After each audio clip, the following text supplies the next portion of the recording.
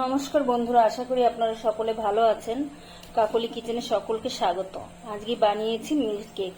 এটি বানানো খুব সোজা, কিন্তু খেতে দুর্দান্ত স্বাদের হয়। তাহলে চলুন কিভাবে বানিয়েছি দেখা যাক। আমি একটা কড়া নিয়েছি, এর ভিতরে একটু জল নিয়ে কড়ার সারা গায়ে লাগিয়ে দিয়েছি। এখন আমি এর মধ্যে দুধ দিয়ে দিচ্ছি। আমি 2 প্যাকেট দিয়ে দেব।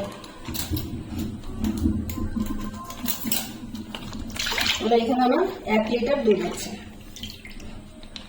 এখন আমি এটাকে গরম বসিয়ে দেবো। এখন আমি দুধটাকে একটু জাল করে নেবো। দুধটা আমার হালকা গরম হয়ে গেছে। এখন আমি এর মধ্যে মেজারিং কাপের 1/2 কাপ গুঁড়ো দুধ দিয়ে দিচ্ছি। দুধটা হালকা একটু গরম করে নিতে হবে, তাহলে ভালো করে মিশে যাবে এটা। আমি ভালো করে মিশিয়ে নিয়েছি। এখন গ্যাসটা হাই করে আমি দুধটাকে জাল দিয়ে নেব। দুধটা অনেকটাই ঘন হয়ে গেছে। এই সাইডের দুধগুলো কেটে নিয়ে দিয়ে দিতে হবে এর ভিতরে। এখন আমি এর ভিতরে একটুখানি 2 এলাচ থেতো করে রেখেছিলাম, 2-3টে, সেটাই দিয়ে দিচ্ছি। এলাচের দানাগুলো আমি থেতো করে রেখেছিলাম, সেটার মধ্যে দিয়ে দিচ্ছি। এখন আর গ্যাসের কাজ দিয়ে সরা যাবে না, অনবরত নেড়ে যেতে হবে এটাকে, নাহলে নিচ দিয়ে লেগে যাবে। গ্যাসের সামনেই দাঁড়িয়ে থাকতে হবে, অনবরত এখন নাড়িয়ে যেতে হবে। এখন একটা ঘন হয়ে গেছে, এখানে নিচ দিয়ে লেগে যাবে। আমি এখন নাড়িয়েই যাচ্ছি। কাঠি খুন্তি বাদ দিয়ে দিলাম, এখন স্টিলের খুন্তি দিয়ে আমি ভালো করেই করে নিচ্ছি। স্টিলের খুন্তি দিয়ে আমার ভালো হচ্ছে। এখন দেখুন দুধটা অনেকটাই, অর্ধেকটা হয়ে গেছে। এখন আমি এর ভিতরে 1 চামচ টক দই ফেটিয়ে দিয়ে দিচ্ছি। এখানে টক দইয়ের পরিবর্তে আপনারা ভিনেগার বা লেবুর রসও ব্যবহার করতে পারেন। আর টক দইটা অনেক দিনের পুরনো হলে হবে না, ফ্রেশ হতে হবে, নাহলে টক টক হয়ে যাবে, খেতে ভালো লাগবে না। টক দইটা দিয়ে আমি এখন আবার জাল করে নেব। এখন কিন্তু অনেকটা ঘন হয়ে গেছে, আর একদম ফুটে গায়ে আসতে পারে। এখন সাবধানে করবেন, সামনে একটা থালা দিয়ে নেবেন এখন, যাতে গায়ে ছিটকে না আসে। এখন আমি এর মধ্যে চিনি দিচ্ছি। চিনি আমি 100 গ্রাম দিচ্ছি, 2 বারে দেবো। একবারে নাড়িয়ে নিয়ে তারপর আবার নামিয়ে দেবো।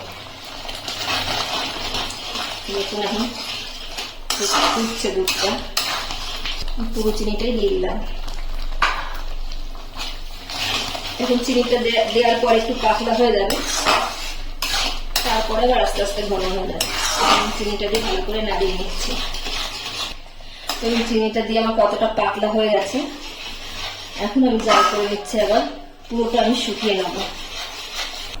এটা আমার প্রায় হয়ে এসছে। আমি এখন 1 চামচ ঘি দিচ্ছি। ঘিটা দিয়ে আমি ভালো করে মিশিয়ে নেবো, আর 1-2 মিনিট জাল করে নেবো, তাহলে মনে হয়ে যাবে এটা রেডি। এবার আমার এটা হয়ে গেছে, আমি নামিয়ে দেবো। এই দেখুন সব এক জায়গায় জড়ো হয়ে গেছে। এখন কড়াই দিয়ে ছেড়ে আসছে কড়াই থেকে। এখন আমি নামিয়ে দেবো। মিশিয়েটা তুলে নিয়ে এখন গরম গরম এখানে আমি একটা টিফিন বক্সে ঘি ব্রাশ করে রেখেছি, এর ভিতরে দিয়ে দিচ্ছি। একটা চামচ দিয়ে ভালো করে ঠেসে ঠেসে আটকে দিয়েছি। এখন এই গরম গরম ঢেকে রাখতে হবে। গরম গরম ঢেকে আমি একটা গরম জায়গায় রেখে দেবো, তারপর ঠান্ডা হলে দেখাবো আমি। মিল্ক কেকটা আমার ঠান্ডা হয়ে গেছে। এখন আমি একটুখানি ছুরি দিয়ে চারিদিকটা ছাড়িয়ে নিচ্ছি।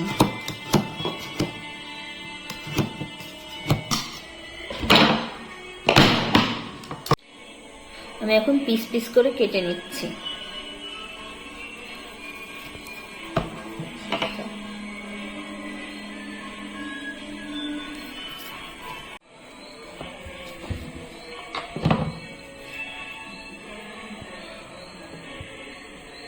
এই দেখুন মিল্কটা খুব সুন্দর হয়েছে।